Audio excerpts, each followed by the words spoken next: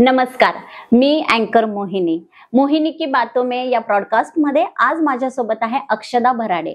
या एक महिला एंटरप्रेनर आहेत आणि IT कंपनीच्या त्या फाउंडर आहेत. तिचा जागर आणि तिची शक्ती या कसा जागवतात हे जाणून घेऊया त्यांच्याकडून. नमस्कार अक्षदा. नमस्कार मोहिनी. खूप सुंदर अशा एका वेगळ्याच करिअरची सुरुवात तुम्ही केली आहे. वेगळ्याच अशा महिलांसाठी तुम्ही काम करता आहे आणि उत्तम अशा IT कंपनीच्या तुम्ही फाउंडर आहात, डायरेक्टर आहात आणि वेगळ्या वेगळ्या कंपन्यांमध्ये तुम्ही ऍज अ मार्केटिंग इन्चार्ज म्हणून पण आहात. राईट. येस.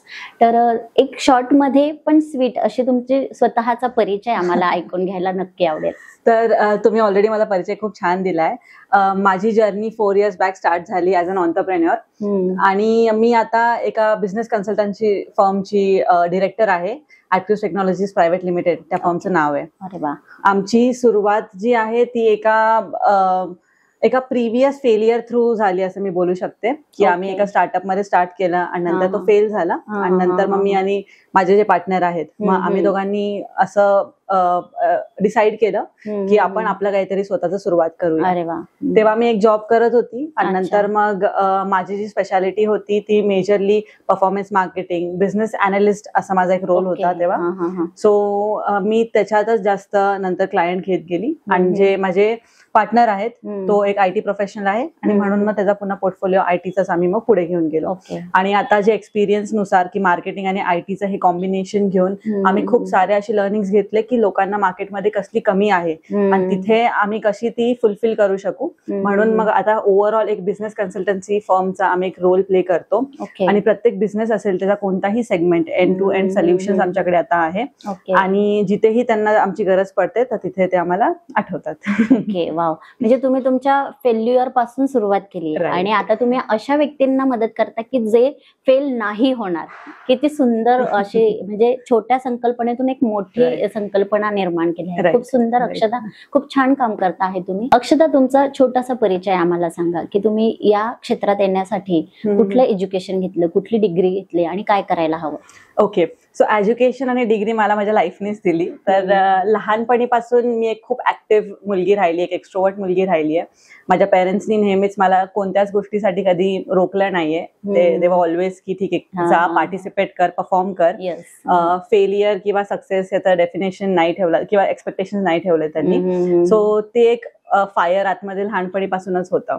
मग म्हणजे जे काही मी डिसाईड करायची, जसं की जर 5th स्टँडर्ड मध्ये काहीतरी नवीन बघितलं की ठीक आहे हेड गर्ल असं काही कॉन्सेप्ट असतो, मग तो ध्येय ठेवून मग बरोबर मग 10वीत तसं म्हणजे ते अचीव्ह करणं. त्यानंतर मग माझं जे डिप्लोमा झालंय ते नाशिकलाच झालंय. तिथेही मी GS राहिली आहे. तिथे पण सेमच स्टोरी की फर्स्ट टाइम मी जेव्हा कॉलेज मध्ये गेली, फर्स्ट स्टेप ठेवला तेव्हा एका मुलीला बघितलं आणि शी वॉज व्हेरी म्हणजे खूप जास्त छान पर्सनॅलिटी होती ती आणि मी तिला ऍडमायर केलं आणि विचारलं की like why you are like this. And then she said, तिने तिचा परिचय दिला आणि सांगितलं मी या कॉलेजची GS आहे. देन माझ्यासाठी तो कॉन्सेप्ट नवीन होता आणि म्हटलं की मला हे बनायचंय. तर बरोबर मग मी ते पण म्हणली. मग पुढे जाऊन मग बिझनेसची आयडिया तर माझ्या घरूनच आहे, घरीच बिझनेस आहे. सो माझ्या पेरेंट्स कडूनच इन्स्पायर होऊन आय वॉज लाईक की मी खूप जास्त क्युरियस असायची या बिझनेस वर्ल्डला घेऊन. लहानपणीपासून जे काही लोक बिझनेस करतात त्यांना मी ऑब्झर्व करत आली आहे. त्यांचे मेकॅनिक्स, त्यांचं माइंडसेट, त्यांचं लाईफस्टाईल हे कसं काय हे असं आहे ह्याची नेहमी मला एक क्युरिओसिटी राहिली आहे. सो तिकडे माझा फोकस आणि आकर्षण जास्त राहत गेला. मग ते इन्स्पिरेशन घेऊन माझ्या डोक्यात नेहमी हेच होतं की आपल्याला पण एक बिझनेस वुमन बनायचंय. सो एकदा मग मग जसे अपॉर्च्युनिटीज किंवा येत गेले, सो माझं मग तिकडे ते अपॉर्च्युनिटीज मी एक्सेप्ट करत गेली आणि पुढे मग ही जर्नी स्टार्ट झाली. इवन जेव्हा माझं प्लेसमेंट वगैरे झालं एका चांगल्या MNC कंपनीमध्ये, तर तिथे मी काम केलं, छान वाटलं तिथेही. आणि तिथेही मी ऍज अ बिझनेस अनालिस्टच रोल केला. मग नंतर सिनियर बिझनेस अनालिस्ट बनली आणि नंतर अजून बिझनेस बद्दल नॉलेजेस येत गेले. आणि जेव्हा मी ऍटक्रूज स्टार्ट केलं, सो थ्रू म्हणजे फील्ड वर्क वर मी आली. तोपर्यंत it was just an idea, but जेव्हा स्वतःचे हात मी टाकले तेव्हा कळलं की हे किती डीप आहे. आय वुड से की अजून खूप मोठी जर्नी आहे, अजून मी खूप खूप कमी गोष्टी बघितल्या आहेत. बट स्टार्टिंगला नेहमी हा ऍटिट्यूड असायचा की हा मला सगळं येतं येतं. पण जसं Yes. जसं आता लाईफ जरा ठोकर देते, हर्डल्स येतं, तेव्हा मला कळायला लागलंय की हे किती डीप आहे आणि Deep त्यासाठी आहे. स्वतःला किती बदलावं लागेल Yes, yes. आणि लागतंय. तर ही खूप हम्म. जास्त तशी जर्नी राहिली आहे. एक उत्तम बिझनेस वुमन किंवा बिझनेस चालू करणार स्टार्टअप जर उभं करायचं असेल आणि त्यासाठी किती आपण स्वतः किती तयार असायला हवं हे तुमच्या जर्नीतून तुम्हाला शिकवलं आहे. ऍक्च्युली आणि म्हणजे कितीही आपण फेल्युअरला गेलो तरी जर आपण मनात ठरवलं तर आपण नक्की त्या शेवटपर्यंत पोहोचू शकतो. राईट. आणि त्याचे चढ उतार हे करणंही आपल्याला तेवढे महत्वाचे. बिझनेस म्हटलं की फेल पण होणार आणि सक्सेस पण होणार. सो तुम्ही त्या गोष्टी फेस केल्या आणि त्यातून आज इतक्या मोठ्या आहात, एंटरप्रेनर्स आहात, बिझनेस वुमन आहात. खूप सुंदर जर्नी आहे अक्षदा. खूप छान वाटतं आहे तुमच्याकडून ऐकून ह्या सगळ्या गोष्टी. आणि नक्कीच ज्यांना या गोष्टी अशा वाटतायत की आपण जस्ट कधी बघतो की हे किती छान बिझनेस करतात, पण त्याच्या मागे त्यांचा किती मोठी जर्नी आहे, किती मोठा प्रवास आहे हे यातून कळतं. अक्षता, तुम्ही खूप सुंदर बिझनेस करता आहात. मार्केटिंग मध्ये इतकं छान तुम्हाला नॉलेज आहे सगळ्याच गोष्टीचं. पण हे सगळं करत असताना बऱ्याचदा चुकाही होतात. बरोबर. आणि या चुकांमधून आपल्याला बऱ्याच गोष्टी कळतात. मग या सगळ्यातून तुमचा टर्निंग पॉइंट कुठला होता? ओके. सो टर्निंग पॉइंट्स असे 2-3 खूप आलेत. बिझनेस रिलेटेड पण आणि पर्सनल रिलेटेड पण. जसं तुम्ही आता मागे सांगितलं की एखाद्या गोष्टीला करण्यासाठी आपण त्याला घडवण्यासाठी पहिले आपल्याला स्वतःला घडावं लागतं. ही खूप मोठी लर्निंग राहिली आहे माझ्यासाठी. म्हणजे ऑन्टरप्रेनरशिप जेव्हापासून मी घेतली आहे, आधी गोष्टी खूप लाईट होत्या की ठीक आहे, एक गोष्ट असते, त्याला अशा पद्धतीने करायचं असतं. बट नंतर कळत गेलं की सगळ्यांचाच पाथ सेम नसतो.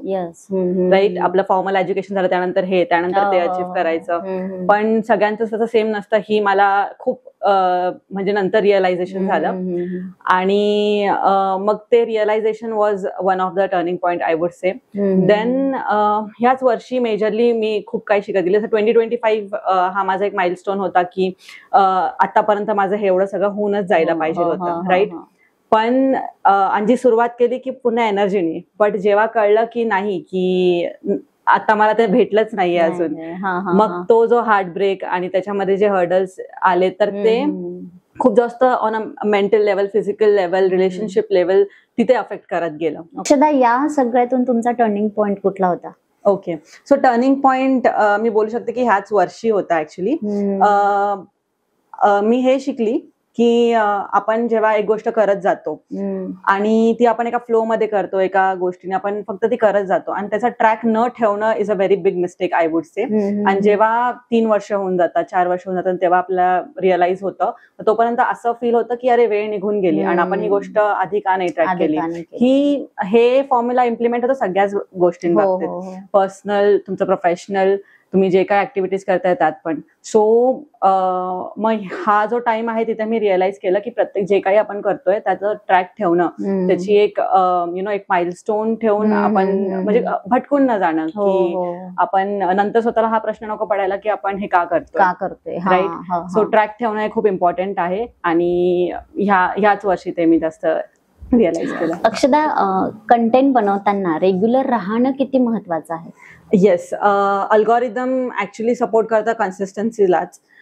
जसं की आता एक ब्रँड आहे ज्यांनी रेग्युलर कन्सिस्टंट राहून डिसिप्लिननी आपला कॉन्टेंट टाकत गेले. नो मॅटर, कधी एखाद्या कॉन्टेंटला जास्त आपल्याला रिच अँड व्ह्यूज भेटतात, एंगेजमेंट भेटते, एखाद्याला कमी भेटतं. त्यातून लर्न करून त्याचा नेक्स्ट कॉन्टेंट कसा जातो हे जर त्यांनी डिसिप्लिननी कन्सिस्टंटली टाकत गेले तर त्या ब्रँडला 5x ग्रोथ भेटेल कम्पेअर्ड टू द ब्रँड जे नॉन कन्सिस्टंट आहे, खूप म्हणजे टायमानंतर टाकतात, महिन्यातून एखाद 2 वेळेसच टाकतात ते. सो कन्सिस्टन्सी अल्गोरिदमला ट्रिगर करते आणि हे इंडिकेशन देते की तुम्ही ऍक्टिव्ह आहात. असं तुम्ही सिरियस आहात त्या बाबतीमध्ये आणि तुम्ही तुमचा हेतू जो आहे तो ग्रो करण्याचा आहे, ना की फक्त एक पर्टिक्युलर पोस्ट टाकून हे करण्याचा. So consistency plays a major role तुमच्या परफॉर्मन्ससाठी पण आणि ब्रँड विजिबिलिटीसाठी पण अँड अल्गोरिदम पण तुमच्या फेवर मध्ये चालण्यासाठी पण. ओके, छान, खूप सुंदर. अक्षदा, असा कुठला प्रसंग किंवा असे कुठले क्लायंट होते तुमचे की त्यांना अगदी म्हणजे सतत सांगावं लागलं, पण मग त्या क्युरीज तुम्हाला वेगळ्या पद्धतीने त्यांना समजावून द्याव्या लागल्या? ओके, सो मी हे ऑब्झर्व केलंय की सोशल मीडिया आणि मार्केटिंग ह्याला खूप असं कॅज्युअल घेतात लोक. हा, ये तो कोई भी कर सकता है, तशा वेनी, राईट. बट जेव्हा आम्ही खरंच त्यांच्यासोबत बोलतो तेव्हा खूप कमी नॉलेज असतं क्लायंटला समोरच्या, and we are okay with that. We are okay to tell them, to teach them की नाही, ही अशी गोष्ट अशी नसते, तशी असते. बट आम्ही प्रॉब्लेम तिथे फेस करतो जेव्हा ते एक रॅन्डम कोणता युट्यूब व्हिडिओ किंवा एक रील बघून येतात आणि बोलतात नाही, हे 5 टिप्स त्यांनी दिले, हे इम्प्लिमेंट करा आणि करा. बट त्यांना माहित नाही की त्यांनी ते 5 टिप्स तशाच वे मध्ये का सांगितले, बिकॉज त्याला त्याची रीच वगैरे वाढवायची. इन्फॉर्मेशन पण ते जे कन्झ्युम करतात ते कधी कधी आमच्यासाठी हार्मफुल होऊन जातं, बिकॉज ती आधी अधुरी असते. मग एक तर पहिला त्यांना त्याच्यातून बाहेर काढा की खरंय की नाही, खोटंय, मग त्याचे फॅक्ट्स आणि चेक्स करून द्या. आणि लेटर ऑन जेव्हा आम्ही आमचं सांगतो, मग त्यासाठी आम्हाला पेशन्स पण त्यांचे खूप लागतात, बिकॉज आज जी गोष्ट इम्प्लिमेंट केली इट इट्स नॉट नेसेसरी की त्यांना लगेच त्याचा रिझल्ट भेटेल, राईट. सो मेजरली आमचा टाइम जो असतो तो क्लायंटला एक्सप्लेनेशन मध्ये जास्त जातो, आणि एक्सप्लेनेशन नंतर मग इम्प्लिमेंटेशन आणि रिझल्ट कोणत्या पद्धतीने येतात त्याच्यामध्ये मग ती पूर्ण असं जर्नी असते. सो हा जो एक्सपिरियन्स आहे तो प्रत्येक क्लायंट सोबत राहिला आय वुड से. कोणा क्लायंटला म्हणजे बेसिक्स पासूनच what is social media, literally मला माझे एवढे क्लायंट होते, she was very good, like educated, knowledgeable and all, but what is a reel, ह्या इथून सुरुवात करावी लागली. काही काही क्लायंट ज्यांना त्यांच्या बिझनेस, ऑब्व्हियसली सगळ्यांना आपल्या बिझनेस बद्दल जास्त माहित असतं, बट आम्ही अशा आमच्या मार्केटिंग पॉईंट ऑफ व्ह्यू वेगळ्या पद्धतीने बघतो. सो त्यांचा एवढा वर्षाचा एक्सपिरियन्स जो आहे, मग ते थोडं अनलर्न करायला हे करतात. सो ते एक हे असते कॉन्व्हर्सेशन मध्ये थोडासा तो एक इंग्लिश असतो, कधी कधी एज फॅक्टर पण येऊन जातो. मग तिकडे ते आम्हाला किती सिरियस घेतात काय नाही येतात, but after all then our result speaks. So when त्यांना रिझल्ट दिसायला लागतात, मग नंतर जाऊन ते ऐकतात. त्या पूर्ण जर्नीमध्ये 3-4 महिनेच निघून जातात आणि नंतर त्यांना भरोसा येतो, मग ते फ्री फ्लो होऊन जातात. मग ते वर्षभर प्लॅटफॉर्मला बघत नाही. पण स्टार्टिंगचे 3 महिने जे असतात ते टीचिंग, लर्निंग, थोडंसं त्यांची एक पद्धत असते काम करायची, ती वेगळी असते, आमची वेगळी असते. चेंज करून त्यांना प्रोफेशनल पद्धतीकडे वळवणं. कोणी अनऑर्गनाइज्ड सेक्टर्स खूप आहेत आमच्याकडे, त्यांना ऑर्गनाइज्ड याच्यामध्ये करायचं असतं. कोणी खूपच जास्तच ऑर्गनाइज्ड आहेत, त्यांना लिटरली प्रिंट काढून मग गोष्टी समजाव्या लागतात, तसे पण एक आहेत. मग ते आम्हाला खूप अडॉप्ट करावं लागतं. सो म्हणजे प्रत्येक client is a challenge for us. त्यांची इंडस्ट्री इज ऑल्सो चॅलेंज. ते लर्निंग अँड लर्निंग प्रोसेसमध्ये मग त्यांना करावं लागतं. पण ते तुम्ही पूर्णपणे त्यांना समजावून देता, हेच खूप उत्तम स्किल आहे तुमच्याकडे. राईट. तशी टीम पण तशी बिल्डअप करावी लागते. त्यांचं बॅकग्राऊंड म्हणजे त्यांना नॉलेज, त्यांचं लर्निंग वगैरे, त्यांनी कसं क्लायंट सर्व्हिसिंग द्यायची, सो ती पण ट्रेनिंग आपली बॅकएंडला मग चालू ठेवावीच लागते. आणि त्याच्यात आम्हाला कन्सिस्टन्सी मेंटेन करावी लागते. बरोबर. खूप गोष्टी असतात, या बॅक स्टेज असतात. एखादा ब्रँड जर उभं असेल तर त्याला किती गोष्टी या सपोर्ट करतात, हे यातून दिसत आहे. राईट. अक्षदा, एखाद्या ब्रँडची आपण मार्केटिंग करतो, राईट, मग त्यासाठी ऑडियन्स मध्ये एंगेजिंग वाढवण्यासाठी आपण काय टिप्स द्या? सो एंगेजमेंट वाढवणं ऍक्च्युली सिम्पल असतं. की मी एक्झाम्पल देते. सपोज तुमचा एक रिसॉर्ट आहे आणि आज तुम्ही स्टोरीवर टाकून दिलं की आमच्याकडे आज ही डिश आहे, लिस्ट डाऊन करून दिली. मग ह्याच्यात काय होऊन जातं की ठीक आहे, डिश आहे वाचली आणि लोक स्किप करून टाकतात. याच्या जागी तुम्ही जर असा पोल क्वेश्चन टाकला की ह्यापैकी कोणती डिश तुम्हाला फ्री मध्ये खायला आवडणार आहे ना, सो ते तुम्हाला थिंक करायला होतं. आणि जसे पोल्स वाढतात देन जर जवळपास असेल तर ठीक आहे, म्हणजे याला जास्त वोट भेटले, आज मे बी ही डिश आहे, मग त्याच्याने एंगेजमेंट पण वाढते आणि बिझनेसला पण ओव्हरऑल हे भेटतं. तसं फन याच्यामध्ये खूप सारे आयडियाज असतात जे आम्ही आमची टीम अशी ब्रेनस्टॉर्म करून टाकत होतो, ज्यांनी जे कन्झ्युमर्स, जे व्ह्युअर्स असतील ते थोडे ट्रिगर तरी होतील आणि ते तसे उत्तर देतील. सो एंगेजमेंट वाढवण्यासाठी आपल्याला त्या पद्धतीने क्रिएटिव्ह राहावं लागतं की कसं आपण एखाद्याचं अटेन्शन घेऊ शकतो, ग्रॅब करू शकतो, आणि ते आपल्याला कसं काही रिस्पॉन्स देतात. सेकंड, जर कोणी आपल्याला कमेंट केला असेल तर त्यांना क्विक रिस्पॉन्स देणं. कोणी डीएम केला असेल तर त्याचे ऑटोमॅटिक मेसेजेस रिव्हर्ट गेले पाहिजे instead of keeping them waiting. So ते एक झालं. पोल्स, क्वेश्चन्स हे टाकत राहणं. Consistency is also one of the part. So ह्या सगळ्या छोट्या मोठ्या ऍक्टिव्हिटीज जेव्हा आपण करत असतो, like when we care for our viewers, आणि नंतर मग त्यांच्यासोबत आपण जेव्हा एंगेज होतो तेव्हा तर मग आपली एंगेजमेंट मग वाढते. बरोबर. म्हणजे ते किती महत्वाचं आहे हे दिसते त्याच्यातून. फक्त ऑडियन्सला ते कळणं खूप महत्वाचं आहे. अक्षदा, रील्स वर्सेस पोस्ट यापैकी कुठल्या बिझनेस साठी जास्त वापर होऊ शकतो किंवा चांगलं असू शकतं? So both play a vital role. Reels on an average 22% जास्त एंगेजमेंट देतं, कारण की प्लॅटफॉर्म तसं आपल्याला व्ह्यूअर्सचा स्पॅन वगैरे तसं अटेन्शन ग्रॅबिंग जास्त आहे reels. So reels I would say की आपण 80% रेशो रील्सचा ठेवतो, आणि पोस्ट जे आहे ते त्याच्या हिशोबाने आपला रोल प्ले करतात. फॉर एक्झाम्पल तुम्हाला कॅरेसेल्स, स्लाइड्स वगैरे टाकायच्या, एका गोष्टीबद्दल इन्फॉर्मेशन द्यायची आहे जी तुम्ही हुक क्रिएट करून देऊ शकतात. सो तसं तुम्ही युज करू शकता. टेस्टिमोनियल साठी तुम्ही युज करू शकतात. नंतर एखादं स्टोरी टेलिंग आहे, तुम्हाला एका पिक्चरस फॉर्म मध्ये करायचं असेल तर तसं तुम्ही त्याचा उपयोग करू शकतात. बट आपण हे फॅक्ट्स तर कन्सिडरच करून चालायचंय की रील्स आपल्याला 22% जास्त एंगेजमेंट देतं रादर दॅन पोस्ट. ओके. जे दोघीही सारखेच असू शकतात, 50% 50% असंही असू शकतं की तुम्हाला दोघी एका वेळेस करणं पण तेवढंच महत्वाचं आहे ना. अक्षदा, ग्राहकांचा विश्वास निर्माण करण्यासाठी आपण काय वापर जास्त करायला हवा, कसला वापर जास्त करायला हवा? ओके. सो विश्वास आपण तेव्हा जिंकू शकतो जेव्हा एक ऑथेंटिसिटी जनरेट होते, राईट. आणि वन ऑफ द आयडिया आपण अशी युज करू शकतो की आपण टेस्टिमोनियल्स जास्त, की आपल्या प्रोडक्ट बद्दल लोक काय बोलताय हे जर आपण दुसऱ्या लोकांना दाखवलं तर त्यांचा विश्वास तिथे जास्त वाढून जातो. आपण रिव्ह्यूज बोलतो, बरोबर. आपण जर आपल्या एका रेस्टॉरंटला जायचं असेल, आपण सर्च करतो मॅप्सवर आणि त्याचे रिव्ह्यूज चेक करतो, लोक त्याच्याबद्दल काय बोलतात काय नाही. एखादं आपल्याला हॉटेल बुक करायचं असेल तेव्हा पण.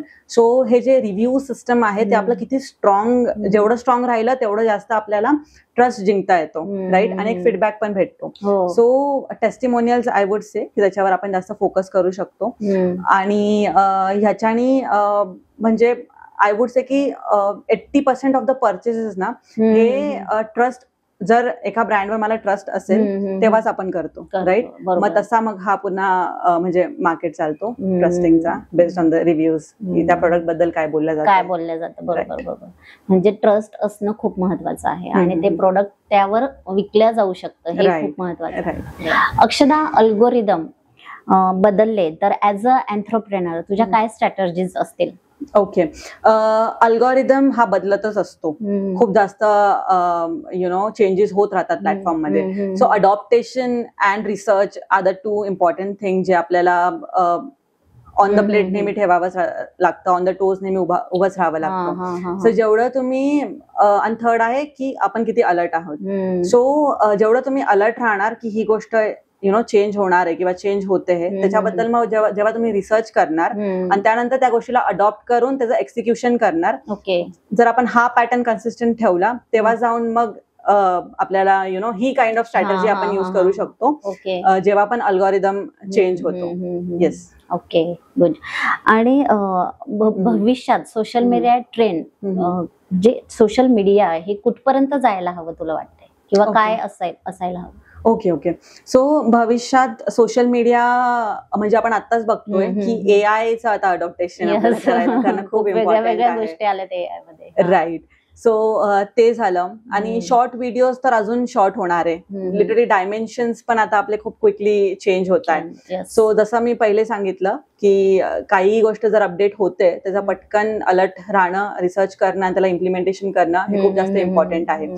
ट्रेंड हे बदलतच राहतात, दर हफ्त्याला काही ना काहीतरी होत राहतं. आणि पुढचा आत्ताचा ट्रेंड एआय आहे, पुढचा ट्रेंड अजून जास्त shopping related, e com related अजून क्विक होणार आहे. युजर एक्सपिरियन्स खूप जास्त शॉर्ट होणार आहे. म्हणजे जर तुम्ही एका गोष्टीला क्लिक करताय तुम्हाला it is driving you to some other page and all. Okay. So हा स्पॅन म्हणजे जेवढे पण ब्रँड्स आहे किंवा अल्गोरिदम आहे ते कमी करायचं बघतोय की तुम्हाला तिथल्या तिथेच गोष्ट भेटून जायला पाहिजे. ओके. सो युजर एक्सपिरियन्सेस मध्ये पण भरपूर चेंजेस होणार आहे.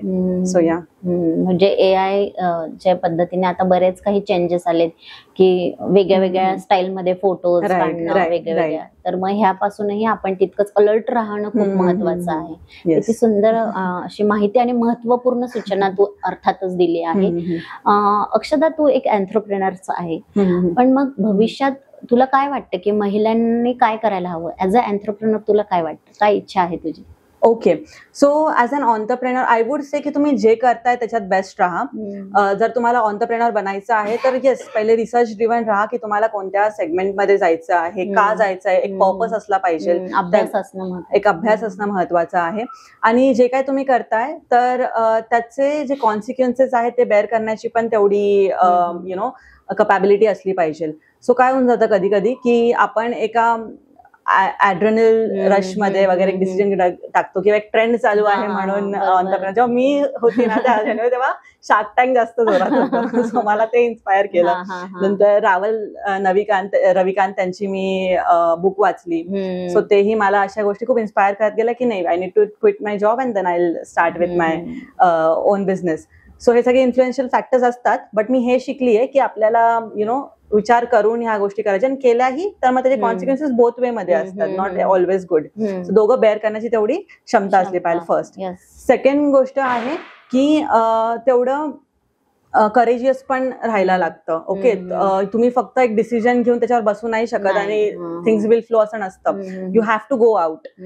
तुम्हाला रीच आउट करावं लागतं, तुम्हाला खूप सारे एक्सपेरिमेंट्स करावे लागतात आणि हे बिलीफ ठेवावंच लागतो की त्यातले 90% एक्सपेरिमेंट्स फेल होणार आहे, राईट. त्याचे फक्त 1 to 10% चालणार आहे. मग त्याचा फेलियरचा एक्सेप्टन्स राहणं ते पण खूप इम्पॉर्टंट असतं. आणि थर्ड गोष्ट आय वुड से की आपण ज्या सोसायटीमध्ये आहोत, जरी लाईक वी से की ओके म्हणजे मला पण घरी भरपूर इंडिपेंडन्स आहे आता पण, बट कुठे ना कुठे एक्सपेक्टेशन असतेच. एक एज लिमिटचा फॅक्टर असतो, एक कुठे ना कुठे हा रिमाइंडर असतो that you are a girl, है ना.